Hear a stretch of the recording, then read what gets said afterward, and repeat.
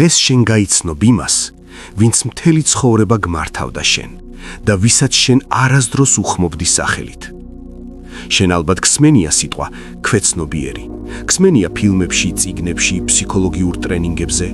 შენ ის წარმოგიდგენია როგორც რაღაც ბუნდოვანი ღრუბელი შენს გონებაში.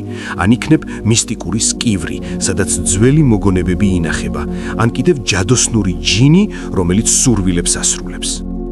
დაივიწყე ეს სისულელე. ეს ყველაფერი ბავშვური ზღაპრებია.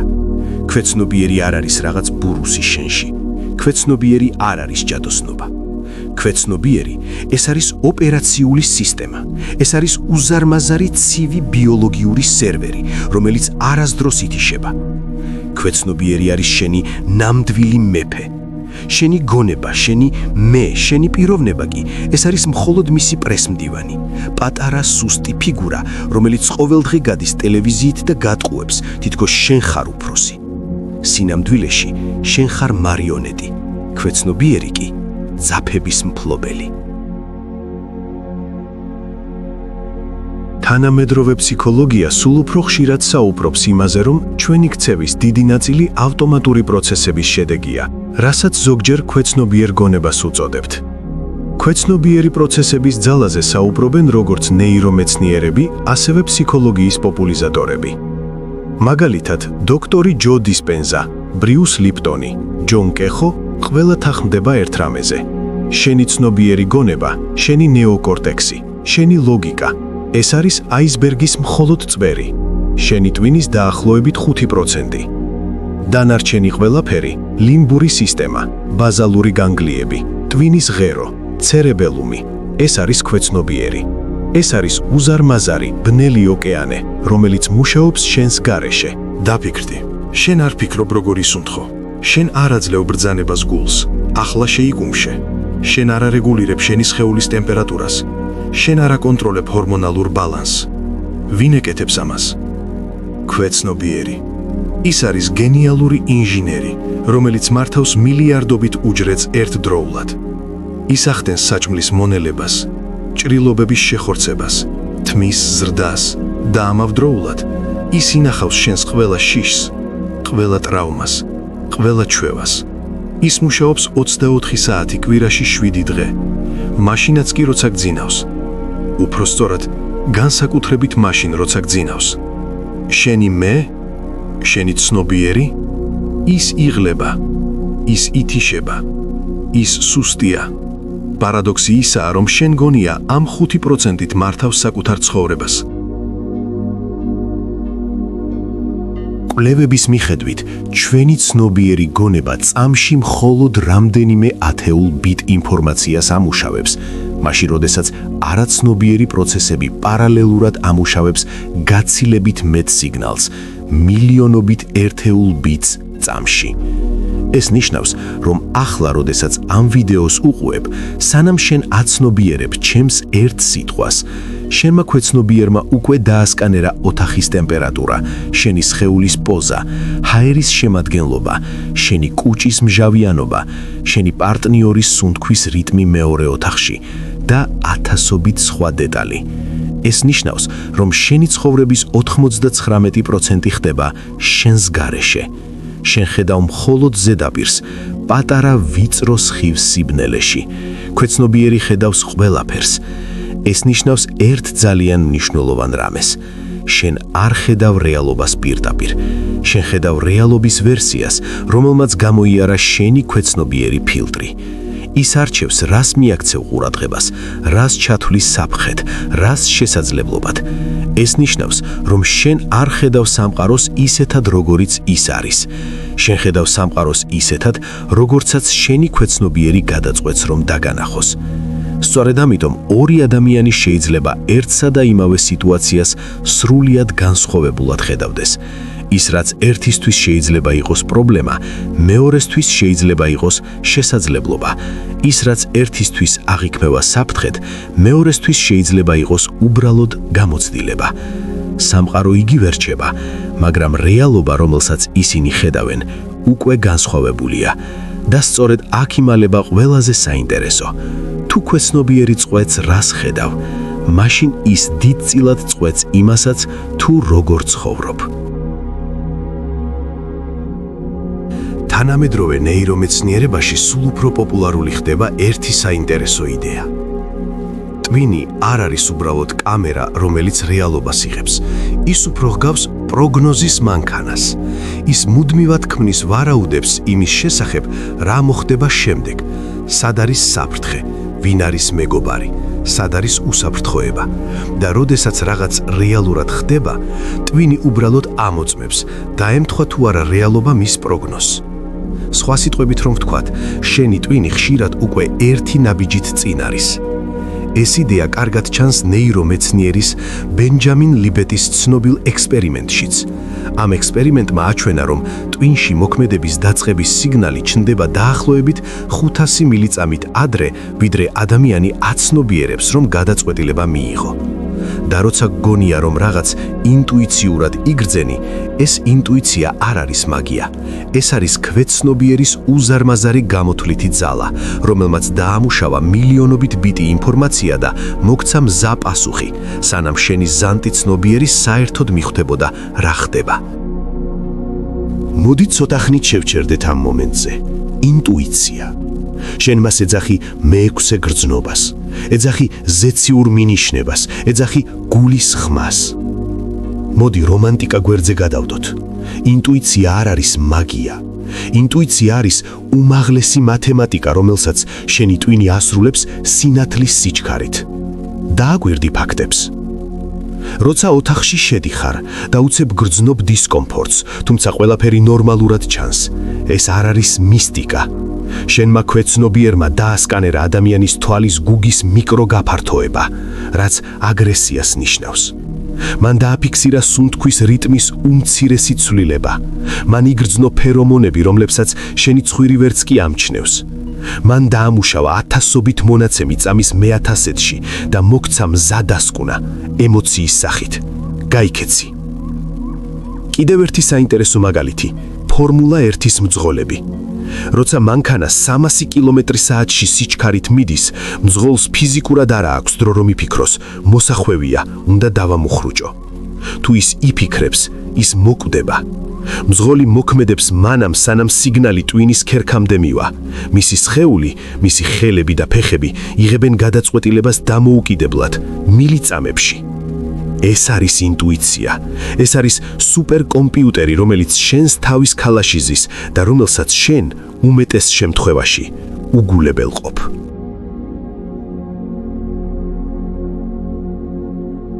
ქვეცნობიერი ეს არის შენი ბავშვობის ჩაწერილი პროგრამა. და ის სწორედ აქ იწყება ყველაზე დიდი საიდუმლო. დაბადებიდან 7 წლამდე ადამიანის ტვინი მუშაობს სპეციფიკურ სიხშირეზე. ნეირომეცნიერული კვლევები აჩვენებს, რომ პირველ წლებში ბავშვის ტვინის აქტივობაში ხშირად დომინირებს თეთა-ტალღები. მდგომარეობა, რომელიც დაკავშირებულია წარმოსახვასა და სწრაფ დასწავლასთან. თეთა ეს არის ღრმა მედიტაციის, ჰიპნოზის, ძილსა და ღვიძლს შორის არსებული მდგომარეობა. რას ნიშნავს ეს? ეს ნიშნავს, რომ ბავშვს არ აქვს კრიტიკული აზროვნება. მას არ აქვს ფილტრი. მისი გონება არის ღია კარი. ღრუბელი, რომელიც ისრუტავს ყველაფერს. ყველაფერი, რასაც დედა ამბობდა, რასაც მამა აკეთებდა, რასაც მასწავლებელი ყვიროდა, რასაც ტელევიზორში ხედავდა. ეს ყველაფერი ჩაიწერა პირდაპირ ქვეცნობიერში, როგორც აბსოლუტური ჭეშმარიტება, როგორც კანონი. არა ლოგიკით. ბავშვი ვერ ანალიზებს, მამა დაღლილია და ამიტომ ყვირის. არა, ბავშვი იწერს, მამა ყვირის. ესე იგი მე ცუდი ვარ. ესე იგი მე არ ვიმსახურებ სიყვარულს. ეს არის ჰიპნოზური პროგრამირება. და რა ჩაიწერა როგორც პროგრამა?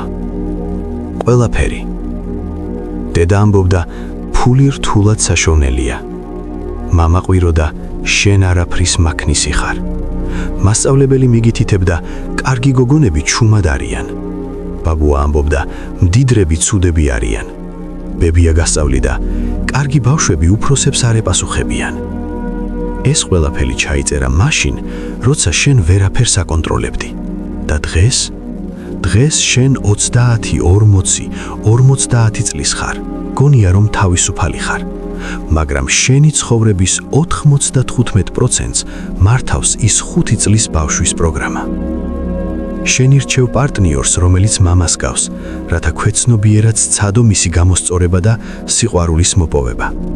შენ საბოტაჟს უწყობ შენს ფინანსურ წარმატებას, რადგან დედამ თქვა, რომ ფული ყველა ბოროტების სათავეა.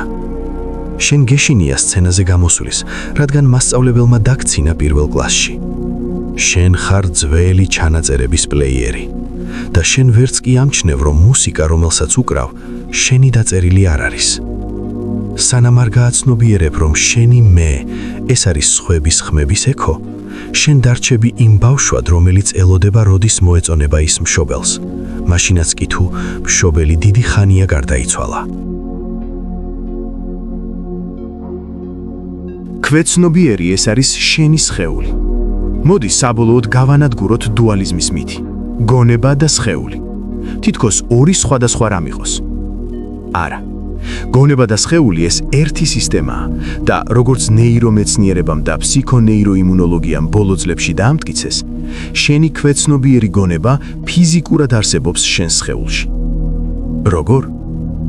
1980-იან წლებში კენდის პერტიმ, ემოციების მოლეკულების ავტორმა, აღმოაჩინა რევოლუციური რამ.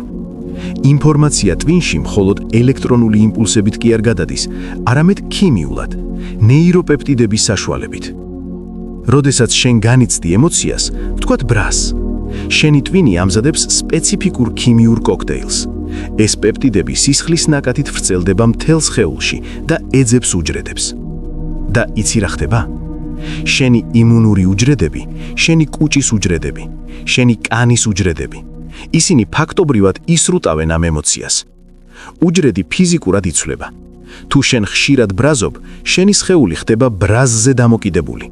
ის ფიზიკურად ითხოვს ამ ემოციას, როგორც ნარკომანი ითხოვს დოზას. აი რატომ არის ქვეცნობიერი სხეული. ანტონიო დამასიომ, ნეირომეცნიერმა, დაამტკიცა, რომ ჩვენი გადაწყვეტილებები არ მიიღება თავში, ისინი მიიღება სხეულში. სომატური მარკერები, სხეულებრივი შეგრძნებები გვეუბნებიან, ეს კარგია, ან ეს ცუდია. როდესაც ამბობ, მუცელში რაღაც ვიგრძენი, ან გული დამიმძიმდა, ეს არ არის მეტაფორა. ეს არის შენი ქვეცნობიერი, რომელიც გელაპარაკება სხეულის ენაზე. ბრუს ლიპტონი, უჯრედული ბიოლოგი, კიდევ უფრო შორს წავიდა. მისმა კვლევებმა აჩვენა, რომ უჯრედი კითხულობს გარემოს სიგნალებს სისხლიდან. და ვინ ადგენს სისხლის ქიმიას? შენი აღქმა, შენი ქვეცნობიერი რწმენები.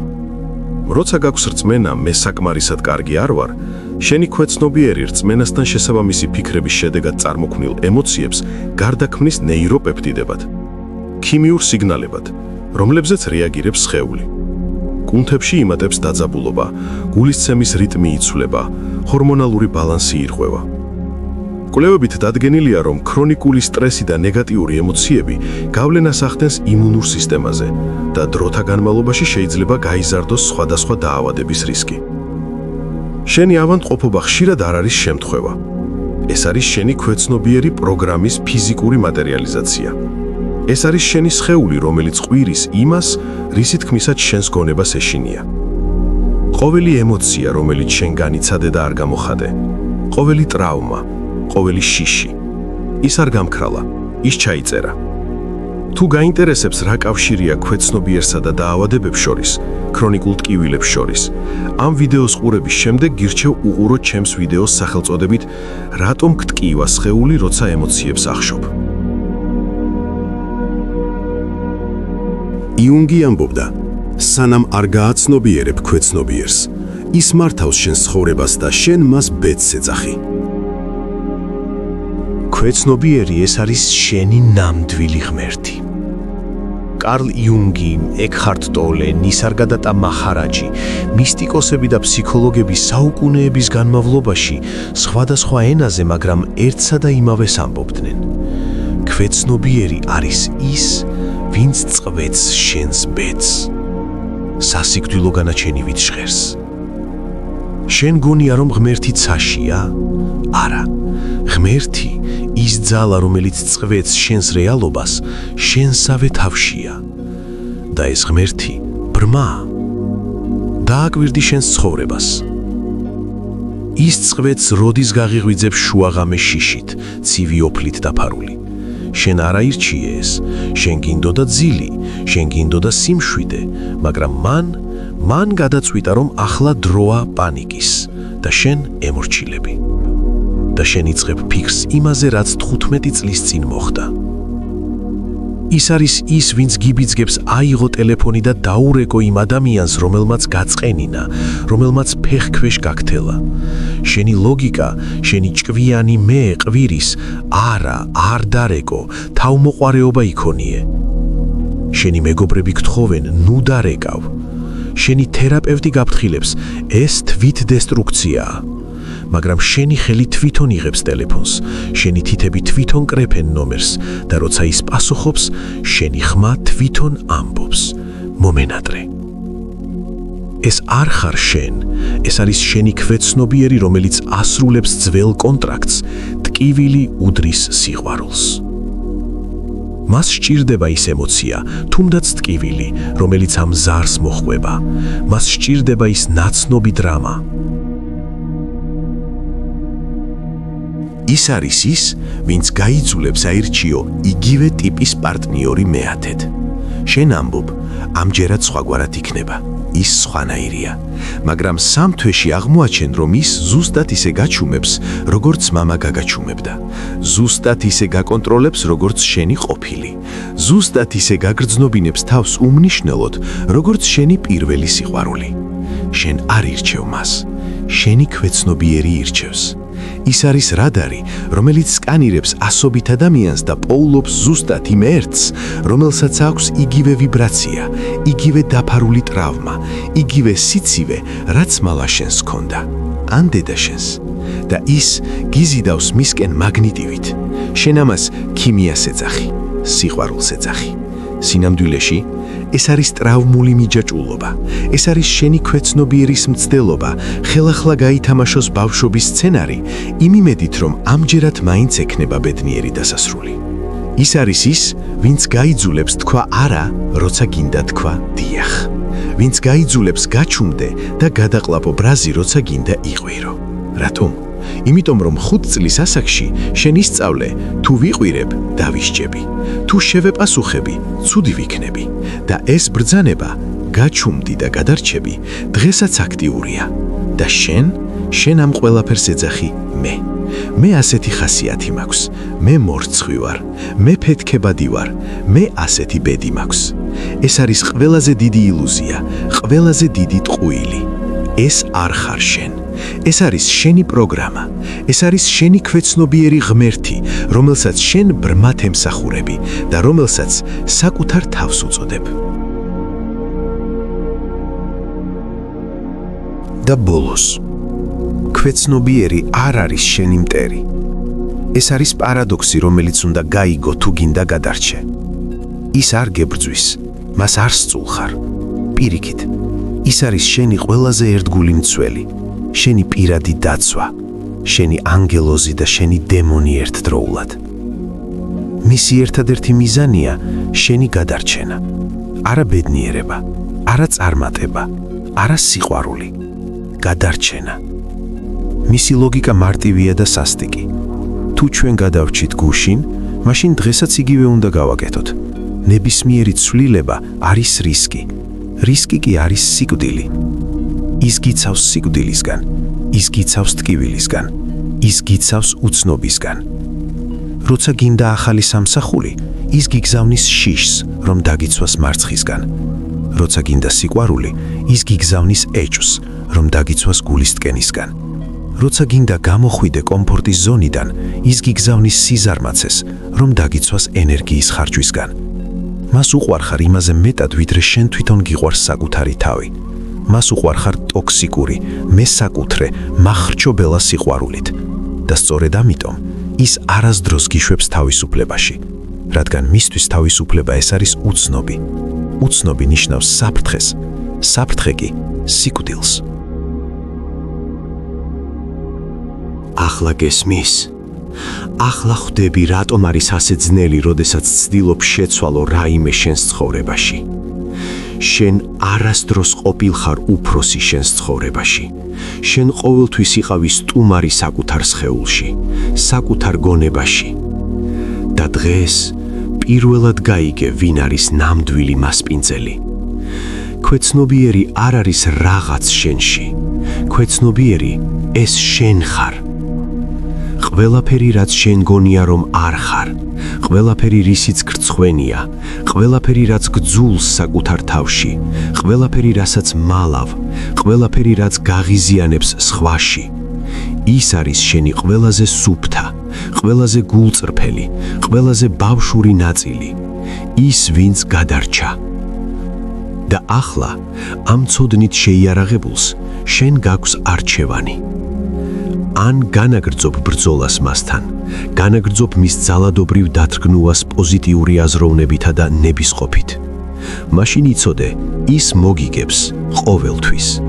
95% ყოველთვის მოუგებს 5%-ს. შენ დარჩები მარიონეტი სამუდამოდ. ან დაიწყებ მასთან საუბარს, დაიწყებ მის მოსმენას, დაიწყებ მის გაგებას და გახდები მეფე. მაგრამ პირველ რიგში უნდა აღიარო, ვინ არის ნამდვილი მეფე დღეს. დღეს ეს გააკეთე. დახუჭე თვალები და თქვი სიმართლე, ხმამაღლა. მე არ ვარ უფროსი ჩემს ცხოვრებაში. მე ვარ მისი სტუმარი. და დღეს მე ვიწყებ მასპინძელთან მოლაპარაკებას.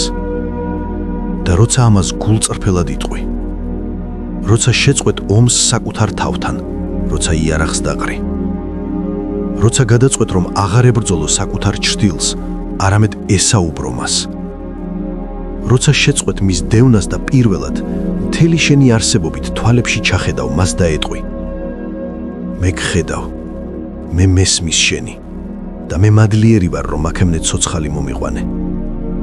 სწორედ ამ აღიარების წამს სისტემა გადაიტვირთება.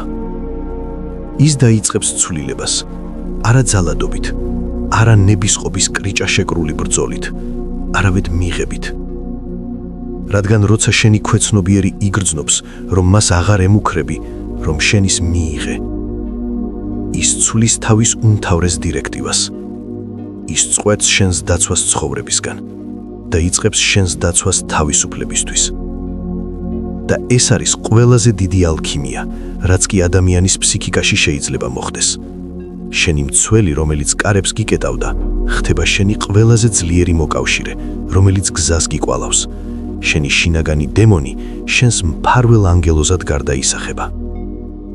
და ის ციხე, რომელსაც წლების განმავლობაში აშენებდი, შენ სამეფო ტახტად იქცევა. როცა ეს მოხდება, შენ შეწყვეტ ცვლილების მცდელობას. შენ უბრალოდ გააცნობიერებ, რომ ბორკილები არასდროს ყოფილა ჩაკეტილი. დღეს ცადე ერთი პატარა ექსპერიმენტი. არ დაგჭირდება სპეციალური ტექნიკა, არც ბევრი დრო. საჭიროა მხოლოდ ერთი რამ. ყურადღება საკუთარ თავზე. როცა შენში ისევ ჩაირთვება ძველი შიში, ძველი ჩვევა, ძველი რეაქცია, როცა იგრძნობ, რომ ისევ იგივე სიტყვები გინდა თქვა, იგივე გადაწყვეტილება უნდა მიიღო, იგივე გზას უნდა დაადგე, არ ებრძოლო მას, არ შეეცადო მაშინვე შეცვალო, არ შეეცადო ძალით ჩახშობა, უბრალოდ შეჩერდი ერთი წამით და ჰკითხე საკუთარ თავს, ეს მე ვარ თუ ჩემი ძველი პროგრამა? იქნება ეს ხმა, რომელიც ამბობს, არ გამოგივა. იქნება ეს შიში, რომელიც გიბიძგებს უკან დახევისკენ. ან ჩვევა, რომელიც ისევ და ისევ იმავე წრეზე გაბრუნებს. უბრალოდ შეხედე მას, თითქოს პირველად ხედავ. იმ მომენტში, როცა შენ ამ კითხვას სვამ, შენ უკვე აღარ ხარ ავტომატურ რეჟიმში. შენ უკვე დამკვირვებელი ხარ. და სწორედ იმ წამში ჩნდება პატარა სივრცე. პროგრამასა და შენს რეალურ არჩევანს შორის. სივრცე, სადაც შეგიძლია პირველად თქვა, მე სხვანაირად ვირჩევ. და სწორედ იმ მომენტში იწყება თავისუფლება.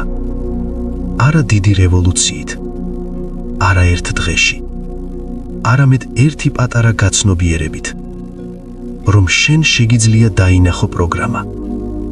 და როცა პროგრამას ხედავ, ის უკვე აღარ მართავს შენს ცხოვრებას. შენ აღარ ხარ მონა, რომელიც გაქცევას ცდილობს. შენ ხარ მეფე, რომელიც ხანგრძლივი, მტკივნეული დევნილობიდან საკუთარ სამეფოში გაბრუნდა. და ეს სამეფო არასდროს ყოფილა სადმე შორს ან გარეთ. ის ყოველთვის შენში იყო, შენს კანქვეშ, შენს სუნთქვაში. დღეს შენ დაბრუნდი სახლში და სახლი ყოველთვის გელოდა. მადლობა რომ დარჩი ბოლომდე. თუ შენთვის მნიშვნელოვანია ცნობიერად აქციო უცნობი მექანიზმები, რომლებიც დიდწილად განსაზღვრავს შენს ცხოვრებას, მაშინ გამოიწერე არხი, რათა არ გამოგჩეს კიდევ უფრო საინტერესო თემების განხილვა.